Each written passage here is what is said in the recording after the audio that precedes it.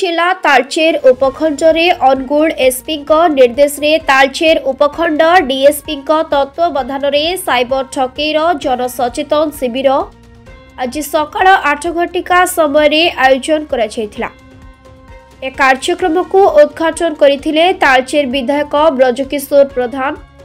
ए कार्यक्रम पई उपजिलापाल कार्यालय परिसर एक विराट रैली शोभायात्रा आरंभ करा जाई तालचेर महाविद्यालय ठारे साइबर सचेतन शिविर स्थल में पहुंचीथिला। ए कार्यक्रम अवसर में मेधावी छात्र छात्री को नहीं एक प्रश्नोत्तर कार्यक्रम आयोजन करा जायथिला। Option A personal address and travel plans, option B codes, option C photos of nature and option D educational videos. Option B Angul Sangeeta Lenka report Sangharsh TV.